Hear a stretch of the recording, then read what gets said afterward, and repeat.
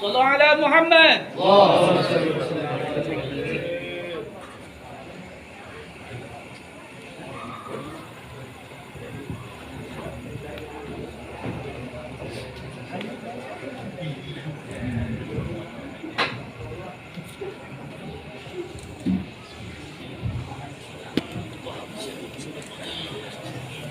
Bismillahirrahmanirrahim. Alhamdulillahirabbil alamin. Wassalatu wassalamu ala sayyidina wa maulana Muhammadin imamil muttaqin wa ala alihi wa sahbihi ajma'in. Amma ba'du. Assalamualaikum warahmatullahi wabarakatuh. Yang saya hormati dan saya muliakan Kiai Marfudin Kiai Marfudin Ali beserta keluarga besarnya, khususnya akhina fillah Ustadz Azmi, pimpinan Pondok Pesantren Al-Islah, begitu juga kakak beliau Ustadz Saifuddin, dan juga yang saya hormati akhina fillah Ustadz Iskandar SAG, udah nggak ada sekarang SAG. Kemudian para sesepuh, para alumni Pondok Pesantren Nurul Iman, dan hadirin hadirat yang sama-sama dirahmati oleh Allah Subhanahu wa Ta'ala.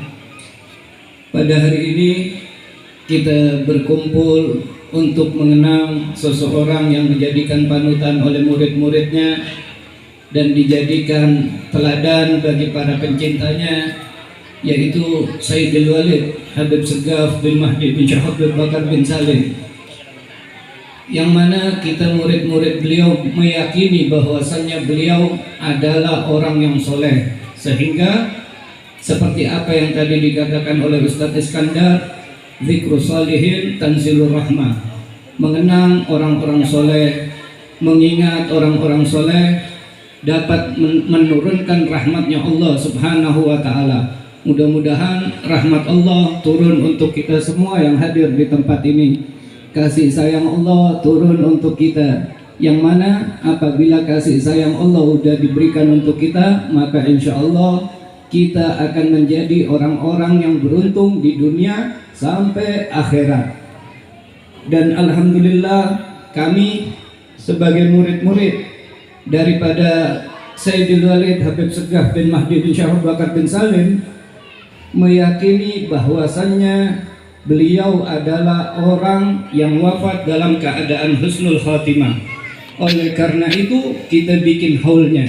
Jadi di dalam adat daripada masyarakat ada dua. Satu ada maulid atau milad, yang satu lagi ada haul. Maulid biasa digunakan untuk Nabi Muhammad SAW, karena dari awal beliau dilahirkan sudah memiliki keistimewaan yang luar biasa.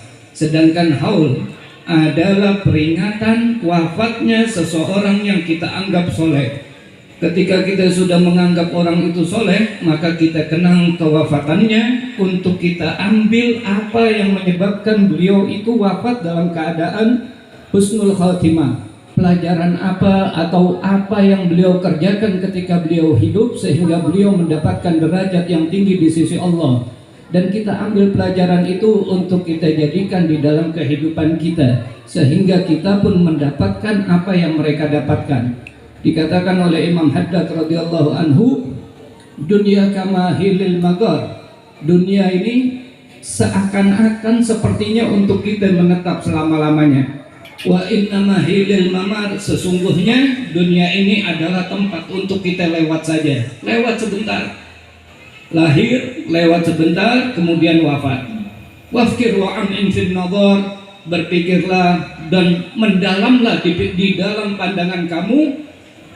Wafkir wa am'in fil nadhar wa la takun kasaimah, dan janganlah kamu seperti binatang ternak, artinya tidak memikiri pemikiran bahwasannya kita akan wafat.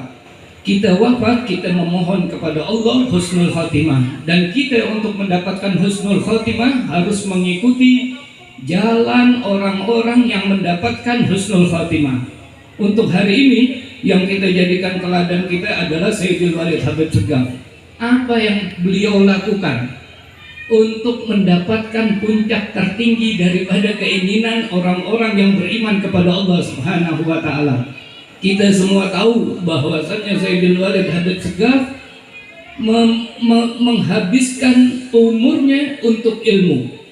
Beliau dari kecil sudah dididik oleh ayah beliau untuk belajar kepada guru-guru di kampungnya, untuk belajar membaca Al-Quran, untuk belajar bagaimana caranya sholat, untuk belajar cinta kepada Nabi Muhammad SAW, hingga beliau umur 14 tahun.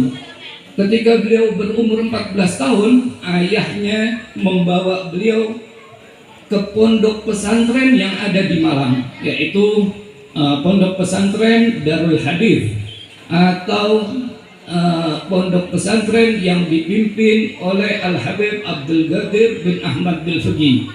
Habib Abdul Qadir bin Ahmad Bilfuqi adalah orang yang mencapai derajat tertinggi di dalam ilmu hadis, sehingga beliau disebut sebagai muhaddits. Tidak sembarangan orang yang disebut muhaddits ini. Beliau minimal harus hafal 100.000 hadis berserta sanad-sanadnya. Inilah yang dijadikan guru oleh Sayyidul Walid Habib Segaf bin Mahdi bin Syahub Bakar bin Salim, sehingga beliau mendapatkan didikan yang luar biasa dari gurunya selama 2 tahun 8 bulan.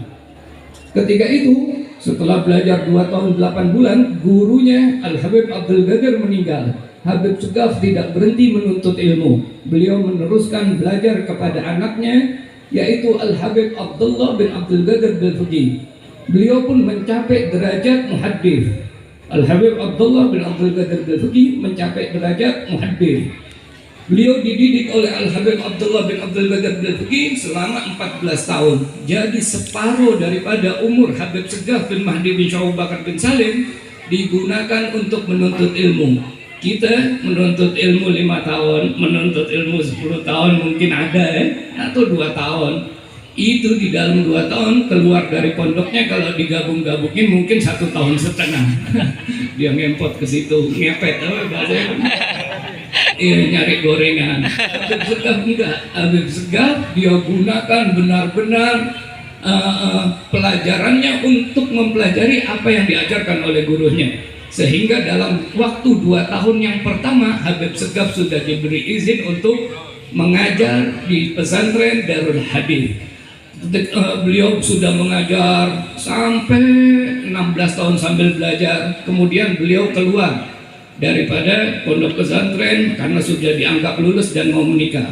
Beliau keluar daripada pondok pesantren Darul Hadith. Beliau pindah ke Surabaya. Di Surabaya beliau tidak memiliki uang, sehingga beliau berdagang. Bagaimana cara dagangnya Habib Segaf? Dia cari itu di sekitar Sunan Ampel. Tahu Sunan Ampel? Tahu ya? Tahu siapa ya Sunan Ampel? Raden Rahmat. Sunan Ampel yang ada di Surabaya. Di situ itu banyak toko-toko. Habib Segaf cari barang-barang yang murah, beliau beli, kemudian dia jual lagi dengan harga yang sedikit lebih mahal untuk mendapatkan keuntungan. Dari situ beliau mendapatkan banyak daripada keuntungan. Lalu beliau ketika sholat Jumat di Masjid Ampel, beliau ini keluar dari pondok sudah pakai gamis, sudah pakai jubah, sudah pakai imamah, pakai sorban sebagaimana ulama-ulama. Beliau pergi ke Masjid Ampel. Ketika itu khotib daripada Masjid Ampel yang khutbah untuk hari Jumat tidak hadir. Habib Segaf duduk di situ dengan dandanan ulama, dilihat oleh takmir masjid. Alhamdulillah kita kedatangan ulama, katanya. Ini saja yang kita jadikan untuk khotib sholat Jumat di Masjid Ampel. Akhirnya Habib Segaf diminta untuk menjadi khotib. Beliau pun menerima tawaran daripada pengurus Masjid Ampel. Lalu beliau berkhutbah di Masjid Ampel. Dan di Masjid Ampel ini ya, khutbahnya disiarkan di radio-radio di sekitaran Surabaya. Akhirnya khutbahnya Habib Segaf didengar oleh orang-orang yang ada di sekitaran Surabaya. Karena Habib Segaf ini kalau ceramah penyampaiannya mudah dicerna, dapat difahami, menyenangkan hati. Ada satu pengusaha dari Madura mencari siapa yang khutbah kala itu. Dia cari siapa yang khutbah. Akhirnya ada yang menyampaikan bahwasannya yang khutbah adalah Al-Habib Segaf bin Mahdi bin Syahab Bakar bin Salim. Maka pengusaha ini memberikan sebagian hartanya, itu katanya sampai emas-emasnya dicopot diberikan kepada saya, kalungnya diberikan kepada saya, perempuan ini. Lalu Habib Segaf memiliki harta yang lebih. Hartanya tidak digunakan untuk bersenang-senang oleh Habib Segaf, tetapi digunakan untuk membangun pondok pesantren yang ada di Nusa Tenggara Barat. Pesantrennya dinamai dengan pesantren Ar-Rahman. Beliau mencari guru-guru yang luar biasa dari Surabaya. Dikisahkan bahwasannya yang menjadi guru kala itu adalah Al-Habib Soleh Al-Idrus. Beliau sekarang menjadi mufti di Malang. Dan juga Al-Habib Ghazi As-Segaf. Habib Ghazi ini memiliki kelebihan.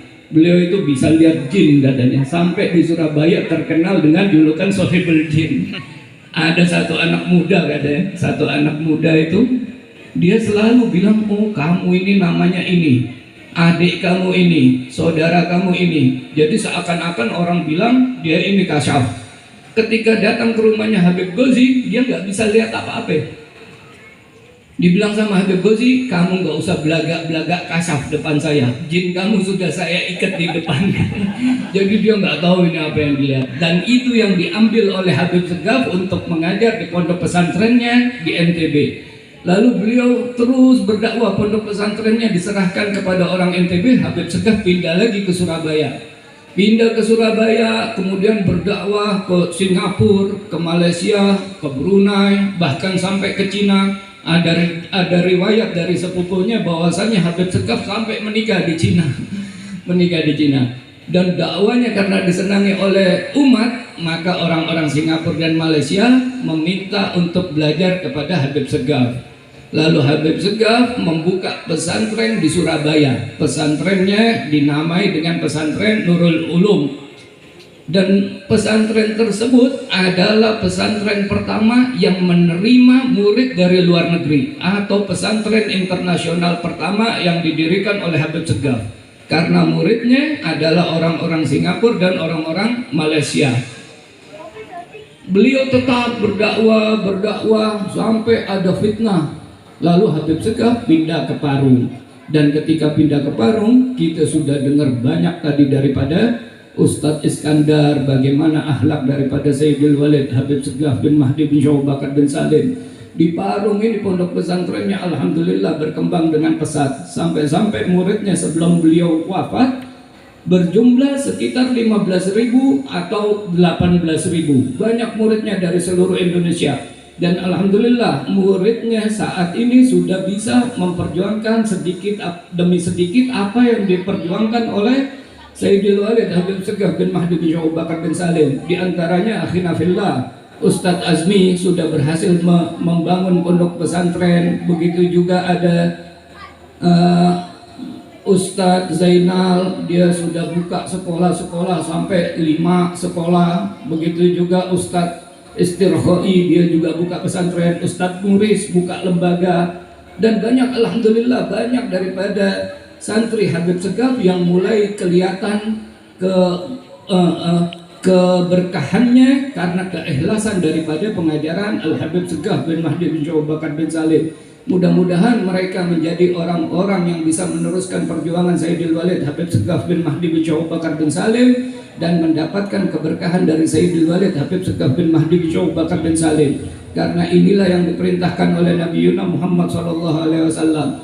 Kun aliman, jadilah kamu orang alim, au muta'alliman, atau jadilah pengajar, au sami'an, atau menjadi pendengar orang yang mengajarkan ilmu walaupun kita tanpa membawa buku dan catatan, mendengarkan apa yang diberi, cukup dengar aja. Au muhibban, atau jadilah kamu pencinta orang yang menyebarkan ilmunya Nabi Muhammad SAW. Seperti Ustadz Azmi ini sekarang mengajar di sini. Minimal walaupun kita tidak bisa membantu beliau, kita tunjukkan rasa cinta kita, rasa senang kita adanya pondok pesantren di tengah-tengah kita, sehingga kita menjadi orang-orang yang beruntung. Jangan kamu menjadi yang kelima, wala takun khamisan fatahla. Jangan kamu menjadi golongan yang kelima, maka kamu akan celaka. Alhamdulillah, Di sini kita lihat masyarakat pendukung adanya Pondok Pesantren Al-Islah. Ini menunjukkan bahwasannya masyarakat masih digolongkan oleh Nabi Muhammad SAW orang-orang bukan dari golongan orang-orang yang celaka, insya Allah. Habib Segaf ini manaqibnya banyak yang diceritakan Ustadz Iskandar tadi, sebagian daripada apa yang diceritakan oleh apa yang kita alami dari Habib Segaf. Pernah sekali waktu Habib Segaf itu diundang oleh Raja Abu Dhabi. Habib Segaf diundang sama Raja Abu Dhabi. Berangkat beliau ke Abu Dhabi. Habib Segaf ini orang yang paling takut naik pesawat, sehingga ketika beliau naik pesawat beliau dibius dulu, pingsan dulu, baru berangkat ke Abu Dhabi. Sampai di Abu Dhabi beliau disuruh mengobati raja yang kala itu kagak bisa nengok. Jadi palanya lurus aja ke depan, kagak bisa nengok ke kanan, kagak bisa nengok ke kiri. Dia sudah meminta berobat kepada banyak dokter, nggak bisa sembuh. Banyak minta doa kepada para orang yang dianggap soleh dan doanya istijabat, tidak dianggap, tidak sembuh juga. Lalu dia undang Habib Segaf. Ketika sampai di Abu Dhabi, Habib Segaf cuma berkata, bagaimana ketika kamu salam setelah sholat? Dia bilang, assalamualaikum warahmatullah, assalamualaikum warahmatullah. Setelah mengucapkan salam, dia baru sadar, ini leher saya udah bisa nengok katanya. Itu Habib Segaf diberi hadiah banyak kala itu untuk mengembangkan Pondok Pesantren Al-Asriyah Nurul Iman. Lalu Habib Segaf diberi hadiah untuk umroh, dibius lagi, berangkat umroh. Ketika umroh, beliau tawaf sampai mau mencium Hajar Aswad tidak bisa. Lalu ketika beliau mau mencium Hajar Aswad tidak bisa, beliau melihat seakan-akan ada orang besar begitu. Ada orang besar. Dia taruh di bawah, si orang besar ini menaruh tangannya di bawah lantai Masjidil Haram. Lalu Habib Segaf disuruh duduk dan Habib Segaf dibawa ke depan Hajar Aswad dan beliau pun mencium Hajar Aswad. Orang-orang yang ada di Ka'bah kala itu melihat Habib Segaf dalam keadaan terbang. Ini merupakan salah satu kelebihan daripada orang yang mencintai ilmu dan mencintai ahli ilmu. Dan cerita ini bukan saya dengar langsung daripada Sayyidul Walid Habib Segaf, tetapi cerita ini saya dapat daripada orang yang mengantarkan Habib Segaf untuk umroh, yaitu tangan kanannya Raja Abu Dhabi. Siapa dia? Ahmad Siddiq. Ketika saya jemput beliau di airport, Ahmad Siddiq ini saya tanya, ya Syekh, Arafta Sayyidi, kata saya, kamu kenal guru saya? Tidak wahai Syekh, guru saya ini tinggalnya di Abu Dhabi. Kata dia, siapa guru antum? Habib Hasan bin Abdullah Syatiri. Dia bilang, saya nggak kenal guru ente. Guru ente punya karomah katanya. Ana bilang, ka'annahu induhu. Ana bilang, sepertinya dia punya karomah. Dia bilang, wallahi katanya, demi Allah abah ente punya karomah katanya. Demi Allah abah ente punya karomah. Suftu bi'aini ala ra'si abuk toro fil Ka'bah. Saya melihat pakai mata kepala saya sendiri abah ente terbang di Ka'bah. Oleh karena itu orang-orang cinta kepada Habib Segaf. Lalu saya tanya, abah itu Ahmad Siddiq cerita katanya abah ini terbang di Ka'bah. Kata dia, enggak, saya cuma lihat orang besar, dia taruh tangannya dan dia bawa saya untuk mendekat ke Hajar Aswad, untuk tawaf, kata bawa itu, untuk melakukan tawaf di Ka'bah. Kata Habib Segaf, itu Ahmad Siddiq melihat saya hampir pingsan. Dan Habib Segaf ini ucapannya disenangi. Pernah sekali waktu ada orang Hindu datang ke Habib Segaf. Ini orang rajanya, orang Hindu, rajanya pendeta Hindu. Dia bilang, Habib Segaf bilang, wahai pendeta, katanya, ayo kita ke masjid gitu. Ini si pendeta diajak ke masjid sama abah. Pendeta, kata si pendetanya, saya ini pendeta Habib, masa saya ke masjid? Iya, kita ke masjid katanya. Boleh Habib, boleh katanya. Sampai depan masjid sama Habib Segaf disuruh masuk ke dalam masjid. Ayo masuk dalam masjid. Habib, saya ini kata orang Islam itu orang kafir. Habib, masa saya masuk ke dalam masjid katanya. Gak apa-apa masuk ke dalam masjid. Kenapa Habib suruh saya masuk ke dalam masjid? Kata abah, karena Allah cinta kepada kamu. Hah? Saya dicintai Allah katanya. Iya, Allah cinta kepada kamu. Buktinya apa Habib? Buktinya sampai sekarang kamu masih menjadi manusia. Kalau Allah murka kepada kamu, mungkin sekarang Allah sudah menjadikan kamu babi, katanya. Dia langsung sujud depan masjid, sujud dan mengucapkan syahadat asyhadu an la ilaha illallah wa asyhadu anna muhammadar rasulullah. Itu yang dibawa pendeta bingung, bagaimana ini pendeta kita masuk Islam, katanya. Itu bagaimana nasib kita ditinggalin sama guru kita. Udah bilang-bilang sama orang-orang, katanya sekarang saya memeluk agama Islam karena orang kecil ini. Habib Segaf dianggap kecil karena yang datang kan orang India, langsung tuh badannya tinggi apa segala macam. Sama orang kecil ini, dia bilang kepada saya kalau Allah murka mungkin saya sudah dijadikan babi. Omongan ini seperti biasa, tetapi omongan ini seperti memukul hati saya dengan palu. Jadi orang yang mengucapkan dengan ikhlas, insya Allah omongannya masuk ke dalam hati. Dan ini adalah apa yang diajarkan oleh Habib Segaf. Beliau kalau datang ke satu acara, kalau sudah ada pikiran tentang dunia, beliau tinggalkan acaranya, putar balik. Jadi apa yang beliau lakukan ikhlas karena Allah, ikhlas karena Nabi Muhammad SAW, sehingga Allah memberikan kecukupan untuk beliau di dalam melanjutkan perjuangan dakwah Nabi Muhammad SAW. Tidak pernah kekurangan Habib Segaf. Setiap pagi itu selalu ada satu kantong plastik uang. Nggak tahu siapa yang menaruh. Pernah sekali waktu saya lagi makan sama Habib Segaf, tiba-tiba Muhammad itu di atas dispenser apa itu? Katanya, coba ambil. Saya ambil, ternyata isinya uang. Begitulah Habib Segaf. Jadi beliau tidak takut untuk urusan dunia karena beliau meyakini bahwasannya yang mengurus urusan kita atau urusan rezeki kita adalah Allah Subhanahu wa Ta'ala. Inilah yang harus kita tanamkan. Kita tidak boleh takut sedikit pun tentang urusan rezeki kita. Kita tidak boleh sedikit pun ragu tentang urusan rezeki kita, karena rezeki kita yang mengatur adalah Allah Subhanahu wa Ta'ala. Kata Habib Alwi bin Syihab, di kuburan yang pernah digali di dekat-dekat kota Mekah situ ada orang-orang yang berbalik dari arah Ka'bah. Kata Habib Alwi bin Syihab, dimungkinkan dia ini orang yang pernah ragu tentang rezeki yang diberikan oleh Allah Subhanahu wa Ta'ala. Jadi kita nggak boleh ragu, aduh bagaimana besok ya. Tenang aja, ada Allah yang sudah mengatur. Kita sebelum diciptakan oleh Allah 2000 tahun sudah ditentukan rezeki kita, sudah ditentukan ajal kita, sudah ditentukan jodoh kita, sudah ditentukan kematian kita. Mudah-mudahan apa yang ditentukan oleh Allah Subhanahu wa Ta'ala adalah sesuatu yang terbaik untuk kita sampai akhir hayat. Dan ini yang perlu kita jaga.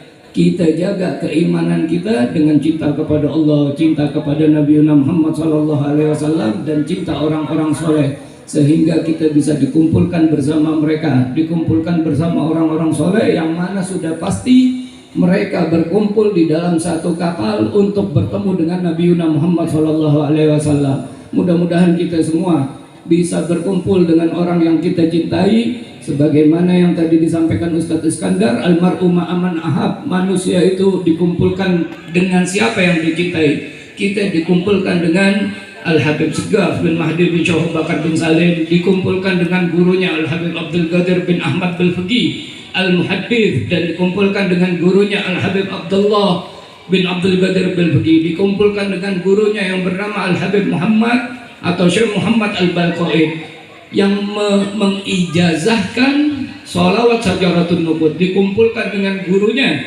Syekh Nadimul Ars, dan banyak guru daripada Habib Segaf. Di antaranya guru Thariqah beliau Syekh Muslih Meranggen, yang ketika Habib Segaf selesai belajar daripada Syekh Nadimul Ars, beliau bilang, Segaf katanya, kamu ambil Thariqah kepada Syekh Muslih Al-Meranggen. Ketika itu Habib Segaf cerita kepada saya, ketika itu yang menjemput Aba untuk pergi ke Syekh Muslih Meranggen adalah Kiai Mahrus Ali, pondok pesantren Lirboyo. Beliau yang menjemput Aba untuk mengambil Thariqah kepada Syekh Muslih Meranggen.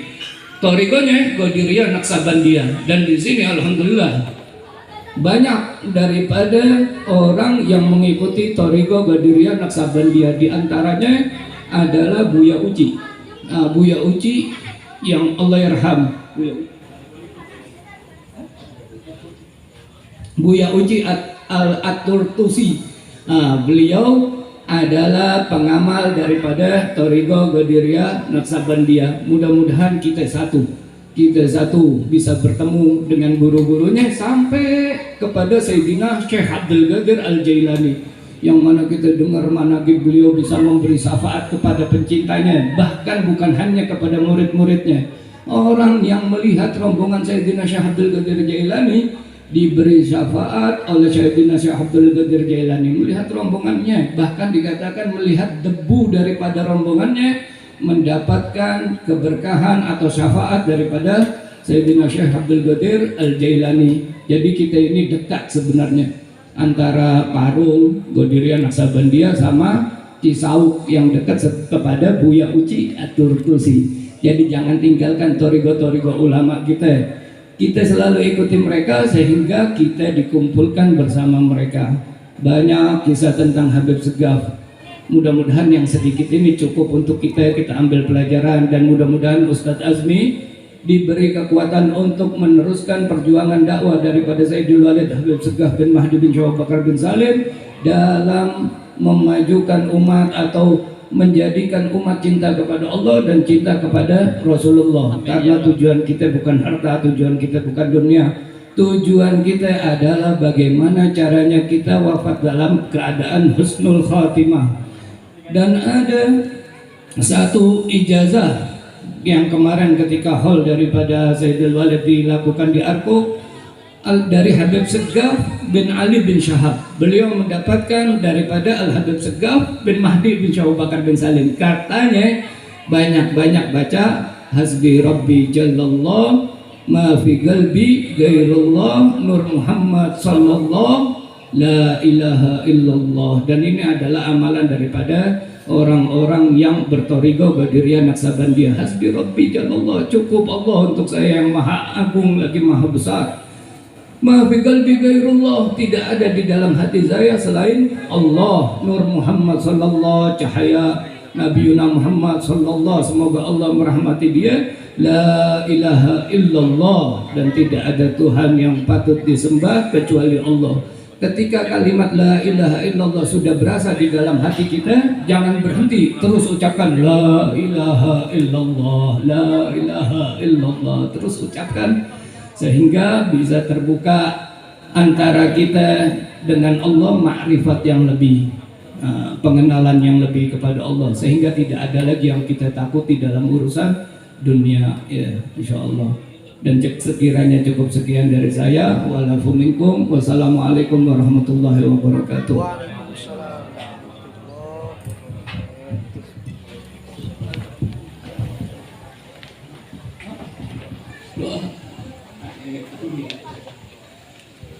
Afdalu ma qultu ana wa nabiyyuna min qabli la ilaha